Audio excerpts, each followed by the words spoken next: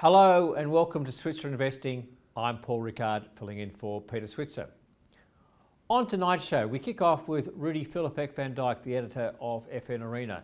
He makes some really interesting observations about small and mid-cap companies. That's actually part of the market that's been struggling a little bit in relative terms, but in look back at reporting season, some of those companies did really well. And he names four that he's following at the moment: NextDC, Hub24, Steadfast, and a very defensive play in the Lottery Corporation.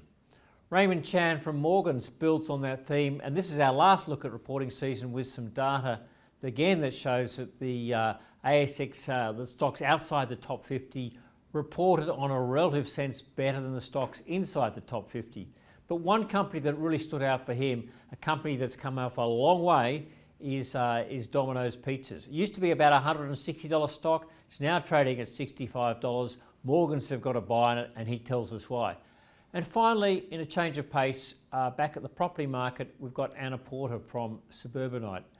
Some really interesting insights about some of the challenges if you're thinking about building or renovating or buying a place to renovate, particularly not so around tradespeople, but also the cost burdens you're going to face in terms of getting people and fixed price contracts, and some great tips from Anna about how you can manage that and how much you need to budget if you're thinking about to build or renovate or do something in the property market. That's Anna Porter from Suburbanite. She rounds up tonight's show. First up, Rudi Filapek-Vandyck from FN Arena.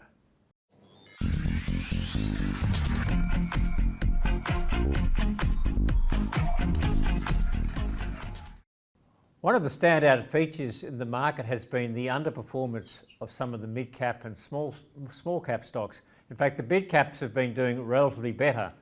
Maybe that's because the fund managers are seeing outflows and have had to liquidate some of the stocks, but they certainly haven't been putting a lot of money into the small cap part of the market. That means there's some value in that part of the market.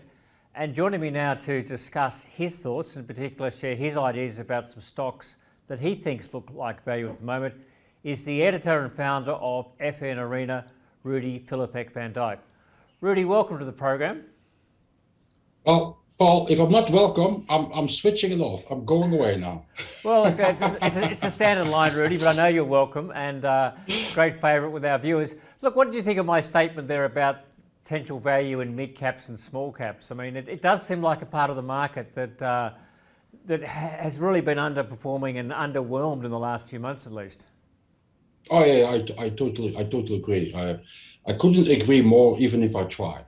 I think what we are seeing is a general caution that has crept in particular with institutional investors, with large investors, and that by default means that all the action, so to speak, is taking place in the large cap stocks. I mean, there's always some money flow in the more speculative micro cap stocks. But I think the mid cap stocks, they've been sort of left by the side because there's less volume, and fund managers are a little bit hesitant in taking on too much risk. We still have quite some large question marks that lay ahead of us. One of them is, are we going to have a global recession? If so, how is Australia going to be impacted? The other question mark, of course, is with everyone now convinced that we will see more tightening still, even though at a slower pace, but we still see more tightening from the RBA locally as well. And then everyone's obviously the question mark there is how much of that will impact on housing prices, on building activity, and then on the global, on the broader economy after that. And history shows you that small cap companies are more vulnerable to slowing economies and to changing dynamics, and I think that sort of feeds into a reflex to take less risk on board. So it's a bit of a flight to safety. Let's go to some. I won't say they're small caps, they're more sort of small to mid-cap size, but some companies that look fairly defensive, but stocks that you like at the moment. The first one is Steadfast, which is, I think from memory, is the biggest insurance broking agency or insurance broker in Australia. Talk to me about Steadfast, Rudi. Yeah, Steadfast, yes, it is the largest broker we have on the stock exchange in Australia, but that still doesn't mean that much. It's still a relatively small cap stock, and that is there's your risk. A lot of people see it as a roll-up story, which means they make regular acquisitions, which is true. Mm-hmm. But the lessons I've drawn from international experiences is that there is a lot more resilience to be had if those companies are well managed, and I believe that Steadfast is well managed in Australia. The idea behind an insurance broker is that they, all else being equal, should have a relatively steadily going performance going forward, because recession or no recession, housing slowdown or no housing slowdown, people will still be on the lookout for insurances, and they should still command their market share. So that's basically the reasoning behind it. The only contra argument I can give here is that they are, in comparison to peers globally, in Australia the sector is quite small and quite small sized. And their clients, their clients are typically small to medium-sized businesses, aren't they? They're not consumers. They're actually providing an insurance broking service to businesses that are purchasing all types of insurance for business reasons, right? Yes, and it's also a variety of insurances as well. It's not just one type of insurance. Mm. And in terms of multiples and yields and other sort of key metrics, what do you like there? What are the numbers there look like? It's not at face value, it's not screamingly cheap, but it's trading well below broker price targets. It's from memory, it's on a PE of just above 20, something along those lines. It pays a reasonable dividend, and equally important, the dividend increases just about every year at a steady pace. And so on that basis, you could say that it's not very highly valued. It gives you a steady dividend, and the growth prospects, all else being equal, as I said, should carry a lot less risk than for your standard small cap company in the stock exchange. Okay, let's go to another defensive stock. That's the Lottery Corporation. That's a recent spin-off from Tabcorp, and that's the old Tats business and Keno and all those sort of things. So very defensive. Apparently, doesn't matter what the economy's like, we spend as much on gambling doesn't get impacted too much. But tell me about the Lottery Corporation.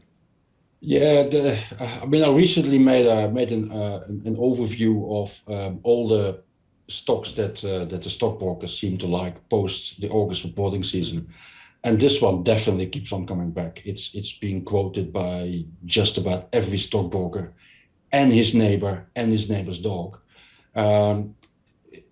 All you just said is correct. This from investors who cover this sector, this is regarded as the gem in the Tabcorp Holdings group until recently. Mm-hmm. It has now been spun off, and as a result, nobody likes Tabcorp anymore. And everyone now likes the lottery company. There are not many companies of this particular type and of this size that are available to investors. It's one of the reasons to like it. But more, as you said, it should, all else being equal, should be if it's well managed, it should be a very resilient company. However, it would appear that for the year ahead, there's not much growth anticipated. But medium term, longer term, just about everyone is convinced this is your recession-proof, very steady going, high quality company. If I have a look at where brokers put the valuation for this stock, I think it's on average we get something like 15-20% more. So it's definitely not overvalued. Although at face value, of course, it's not trading on single PE or something, but investors should understand that a company that is supposedly as resilient, as trustworthy, and as reliable as this one, they never trade on extremely cheap PEs unless there's something fundamentally wrong with a company like that. Yeah. Okay, let's go to a couple more that are certainly, I guess, would characterise themselves as a little more growth orientated. At least they're trying to grow strongly. And although the business of that NextDC is in, which is data centres, is sort of pretty a bit like infrastructure like. But let's talk about NextDC. I totally agree with you again. The ASX has made this a member of its all tech index in Australia. It's fine, but it's actually an infrastructure stock. I'm with you. It's a bit out of favor at the moment. I'm actually a little bit surprised because 80% of their contracts allow them to pass on the energy costs to their customers. Yeah. You could argue, okay, there's still the other 20%, but does that deserve the share price to be clobbered as it has been in recent weeks? Again, they have a little bit of a limit on the growth in the immediate outlook because there seems to be some bottlenecks in the supply of hardware. But again, look beyond that. I remain of the view that the data centers, that is still very much future focused, and all else being equal, again, we're talking here about what is regarded a high quality company, well managed and carried by megatrends. The only counter argument you can throw in here is that if we ever get to a point where there's too much capacity, and then the prices will be commoditized for those centers. But to be honest, I don't see that on the horizon anytime soon. And so this business, it's hard to get the best sites, and it's a bit like, and it takes a long time to build these data centers, right? They're not actually. Yes. I agree. Location is very important in terms of you can't speed up the speed of light, right? Yes, and people sometimes say to me, but it doesn't have a moat. Yeah. And I go, well, I mean, building a center like that, apart from finding the locations and all of that, building a center like that, it costs close to $1 billion. And that's just one of those centers. So if that's not a moat, then I don't understand the concept of a moat. And of course, that, I mean, again, we also have regulations such as that critical data in Australia has to remain in Australia. Yep. There's, even if people would have the ambition of sharing our data with the US or with Singapore, it's legally impossible. Yeah.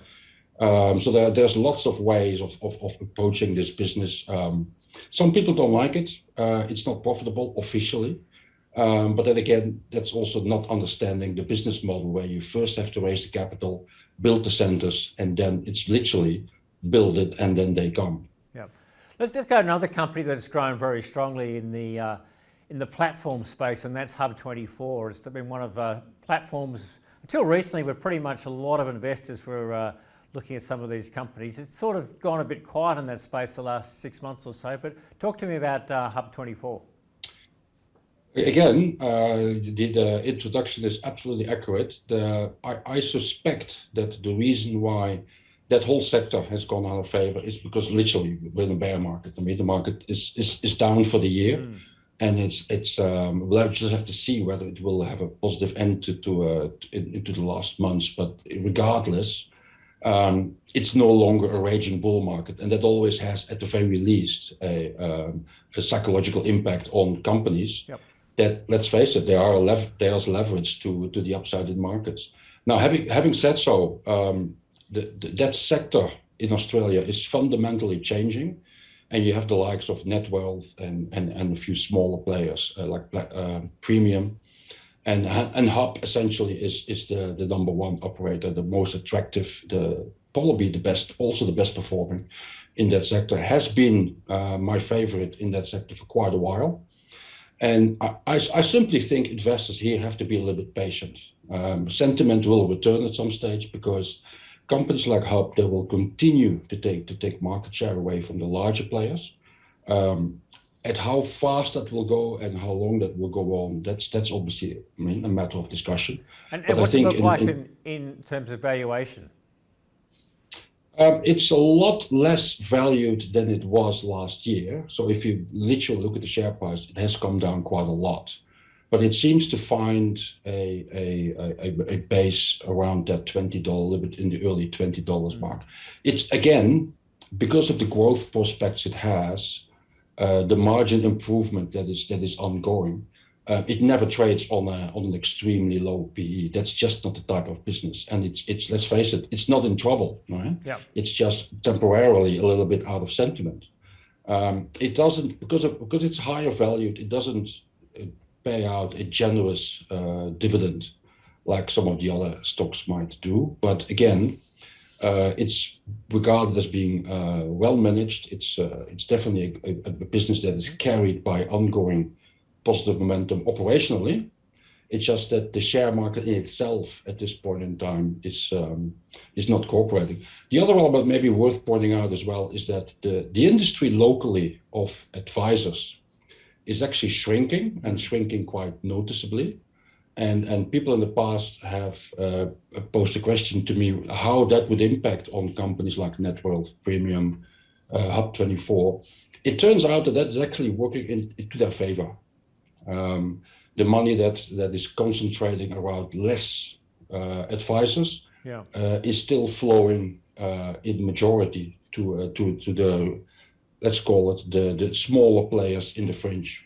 That was Rudi Filapek-Vandyck, the editor and founder of FN Arena, sharing some insights on 4 smaller companies in Steadfast Insurance, the Lottery Corporation, Hub24 and NextDC.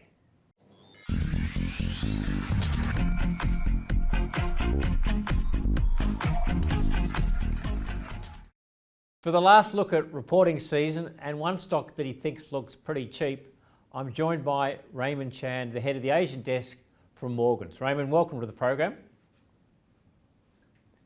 Thanks for the invitation. Yeah, before we come to the reporting season, I just want to get your take on US inflation data on Tuesday night, Wednesday our time, plus what that means, you think, for both the US market and our market in the sort of the short to medium term. Yeah, absolutely. With the FOMC meeting coming up later on this month, there's certainly a lot of talk about what the Federal Reserve is going to do in terms of rate hike.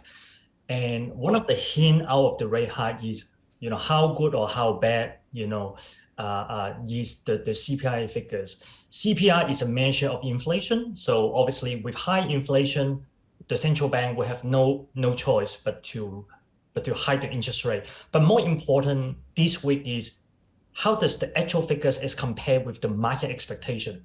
So clearly before the announcement of the CPI figures, the market was thinking, we should have a month on month CPI fall by 0.1%. But we didn't get that. We have a plus 0.1%. So plus 0.1% for 1 month doesn't appear to be high, but if we look at the year-on-year number, it's actually up 8.3% year on year. So it's actually quite high of the inflation in US. And in comparison, Australia actually have a lower inflation as compared to US. However, what happened with the Federal Reserve is the markets is now thinking there's about a bit over 30% chance there will be a 1% rate hike in the September meeting. Whereas, they almost guarantee there will be at least 75 basis point. And where does rate hike here? And where does Morgan stand on that? What do you guys think? Yeah, we think we are before the CPI figures. We are thinking about between 50 and 70. Now looks like 70 will be more likely. And what happened then is the critical point will be the Reserve Bank of Australia tend to follow what the Fed is doing. If that be the case, we will likely to see the rate high going all the way to 4% in terms of the cash rate. So that's significantly higher than where we are today. Another interesting thing, if we look at the cash rate, what I talk about here is the Reserve Bank cash rate.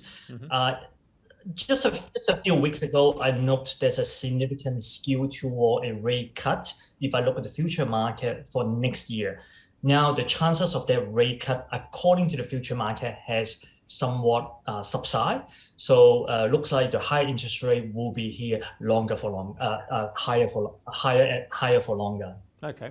All right, let's go back to reporting season, because you've got a lot of analysis about how the last reporting season stacks up historically, and you got a bit of a chart that I think it's worth just taking viewers through. So let's start with put the chart on screen, and if you'd like to explain some of the key points that come out of that chart. Absolutely. I mean, this chart look a little bit busy, but what I do want to point out is the number of beat and miss as compared with other reporting season. So basically, if we look at the August 22, which is the reporting season we just have, one of the key theme we will focus is the number of company that miss. While we have two big column, one is the top 50 company, another is outside of the top 50 company. We have something similar.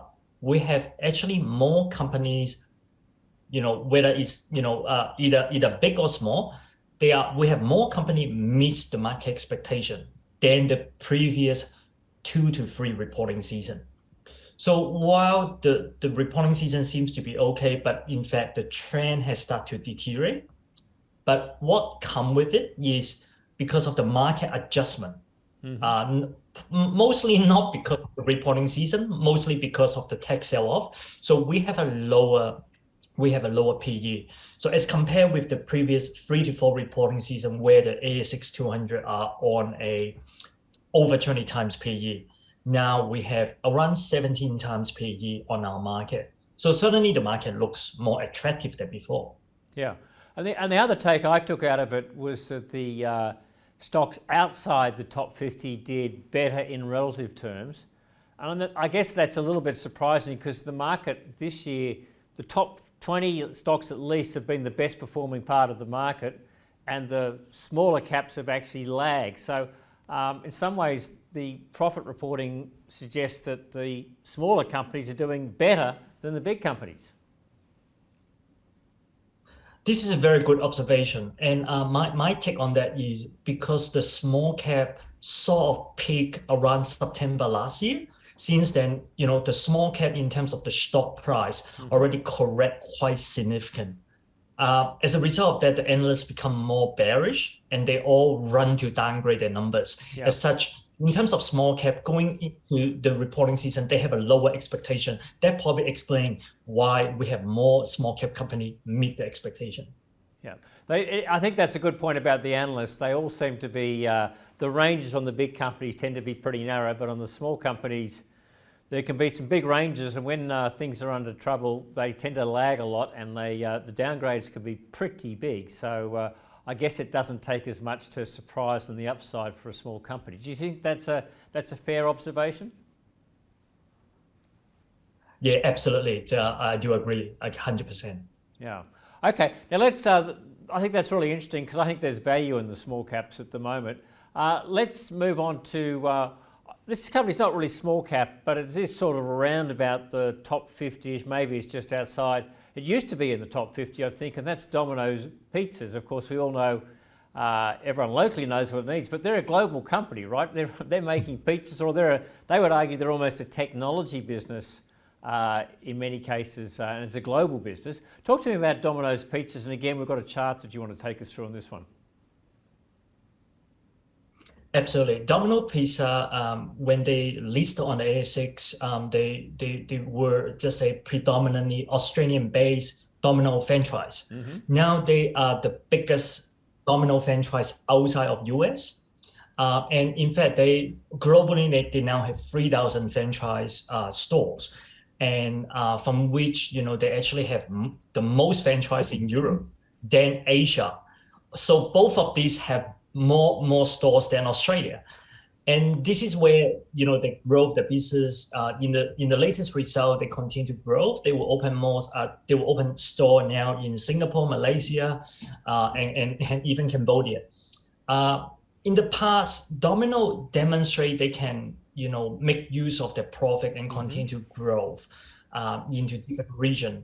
And same store sale is what we look at for Domino. They usually have 3 to 6% same store sale. Yep. On a quarter to quarter basis. So that looks very strong. As such, they have a demand a very high PE.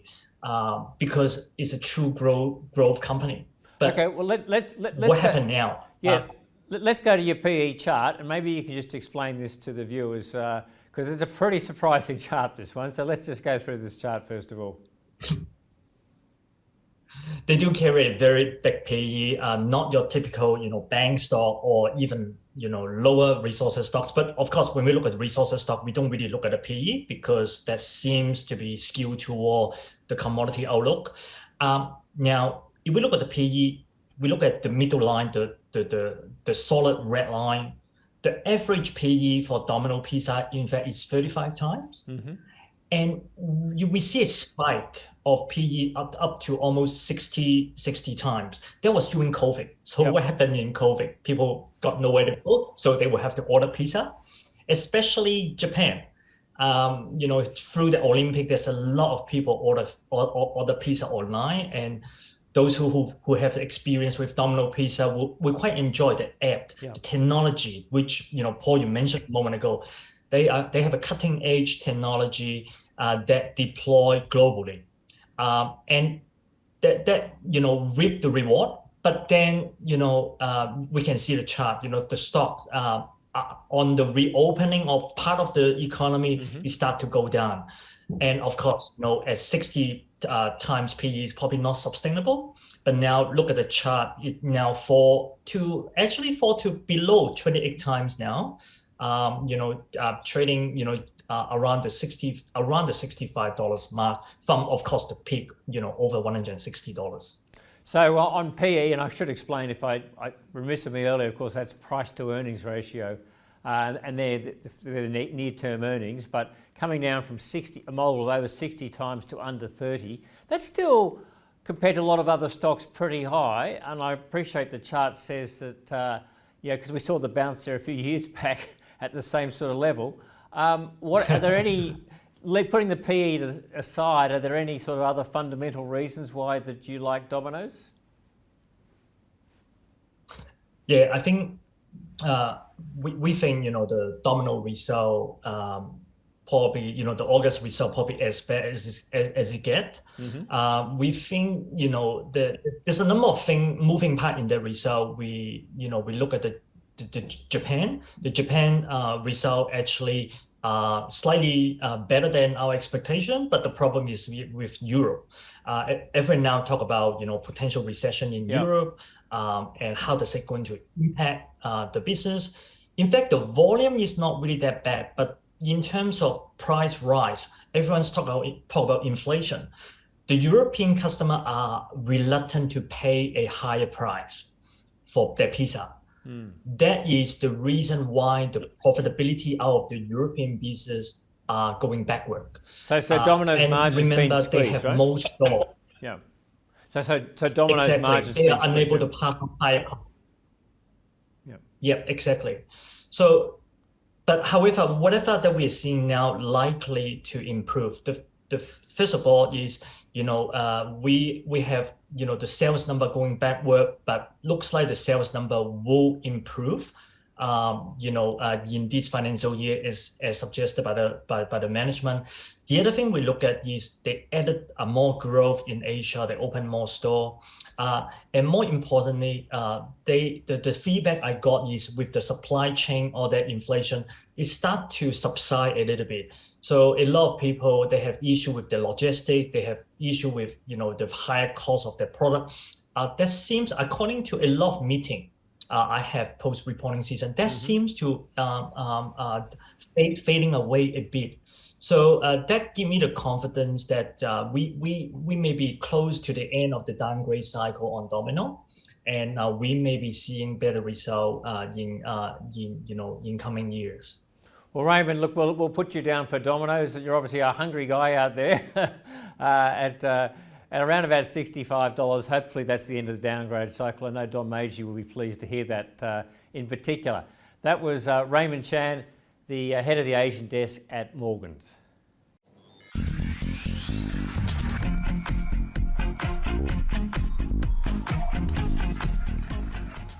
One of the big increases this year has been in building costs. It's been one of the big drivers upon inflation. So it certainly brings into focus the question of whether you're building new or buying an existing home for investors. So to discuss that and other issues about when thinking about building a new home, I'm joined by Anna Porter. She's the principal of Suburbanite, a property investment and advisory group.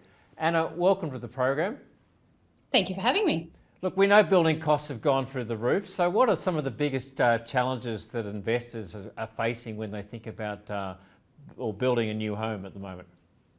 Yes, so whether it be an investor or a mum and dad looking at, upgrading to their dream home, it's a very tricky sector at the minute. So there's a lot of building companies that we're hearing very publicly in the media are going bankrupt and going into liquidation.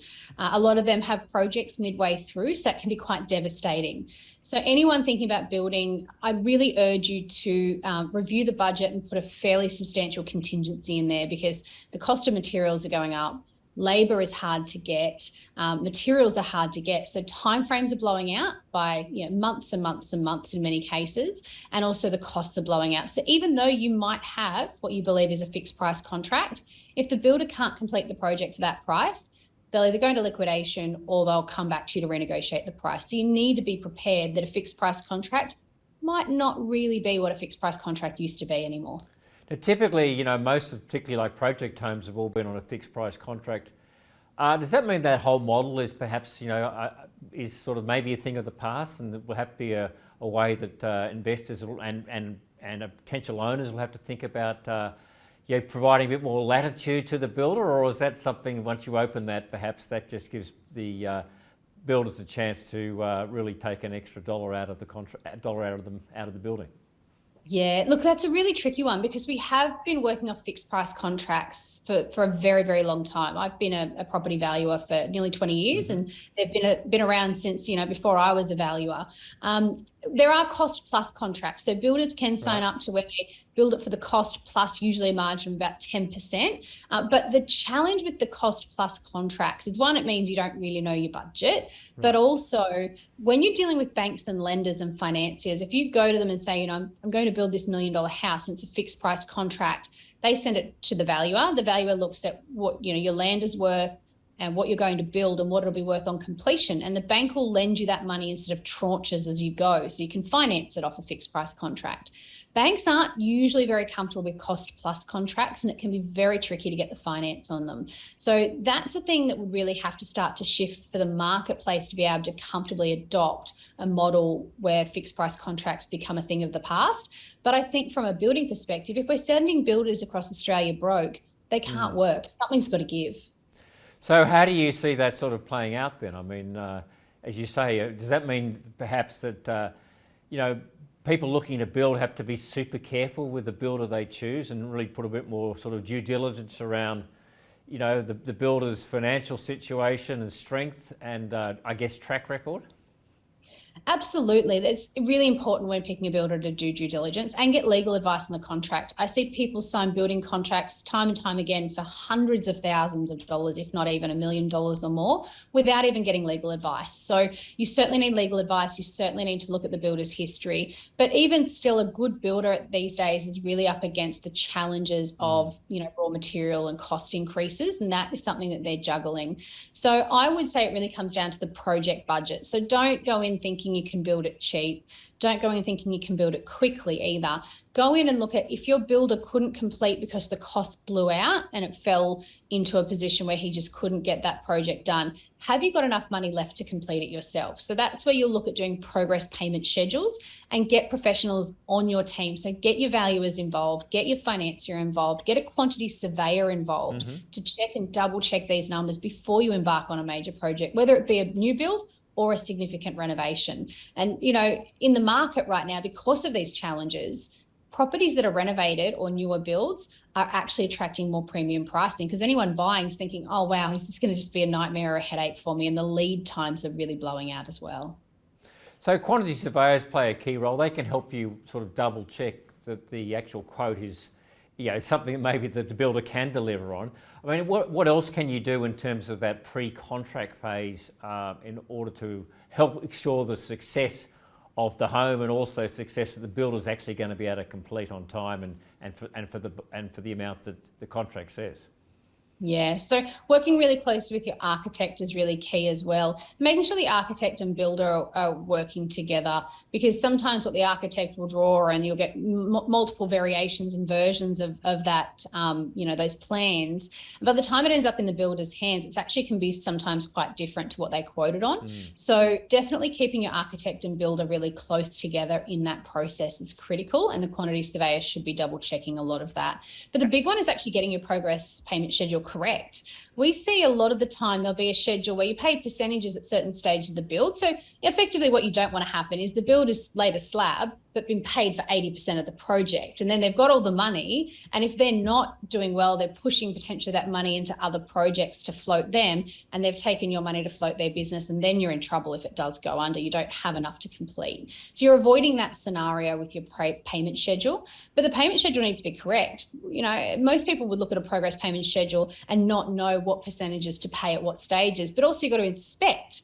So this is where your quantity surveyor or valuer will actually put their boots on your site, look at if the builder says the frame's up, make sure the frame's up. It's not just delivered to site and lying around there and then going to be taken away somewhere else. So it's about having the right advice in those early stages, because once you've signed that schedule, you're bound to it, even if it's not really correct. So it's getting that advice early on. And what about if you sort of think your project's going off the rails a little bit? Are there any sort of telltale signs to watch out for that might alert you to the fact that the builder's potentially struggling to deliver at that price? Yeah, so a couple of things is if they're coming back for a lot of variations in that contract, that maybe you've got to check if they're justified, if there are true variations, and what was agreed upon. Also, if your trades are getting paid or not. So have the conversation with the trades the builder's engaging, and if they're not getting paid, well, that's a bit of a red flag as well. You want to make sure that your plumbers and your carpenters are actually getting paid in a relatively timely fashion. And a lot of projects will be set up where the owner actually gets copies of remittance to show that's being done throughout that project if it's a significant amount of money changing hands in that process, because you don't want your tradies coming back and saying, well, we didn't get paid for anything, and then they're going to have a dispute with you and the builder might have disappeared out the middle of that. So certainly being on site and having those conversations is a big one. The other thing you've also got to look for is what's excluded from your build or your contract. So you've got to think about, even before you go into that process, often building contracts, when we read them, exclude a lot of the floor coverings, window dressings, like these sort of shutters that I have behind me here are very expensive and can be excluded. Light fittings, fencing, paving, landscaping, all of that adds up and can be $50,000 or $100,000 or more on top of your build. So make sure you know what your exclusions are and make sure you're dealing with that early on as well and have the budget for it. Okay, let's talk more generally about the market, sort of that. Because it is, we all know getting things built at the moment is really hard, and COVID, of course, hasn't played a good role. But the whole equation of sort of build versus buy existing versus renovate, has that really changed? And is the market dynamics changing around that? Yeah, so look, TV shows like The Block get everyone very excited about doing a major project and renovating and adding value. But things have changed a lot. This time in the market, it's actually very challenging, and people know that now. They're seeing it, they're hearing it from their friends, and they know that even the lead times with council. We put in a DA for one of our properties, a Sydney-based property, for a pool, and we've been in council for about 18 months for a pool. It's just insane. Yeah. And we're getting letters back saying they can't even pick the file up for 6 months to look at it. So that in itself is a real headache for people. So when you're looking at being a buyer or a seller in the market, anything that's already renovated, already DA approved, already finished as a product is getting those premium prices, and anything that needs work is getting knocked around more than what it would have in the past. That excitement about being a renovator and adding value to the property has really started to leave the marketplace. So when you're selling, you've got to think about getting it to a point where a buyer knows they don't have a big building or renovation problem on their hands, or be willing to take the price that justifies that or is in line with that. So if you are buying to potentially renovate, you've got to factor in potentially a lot more costs than you may have done, say, 12 months ago. Is that right?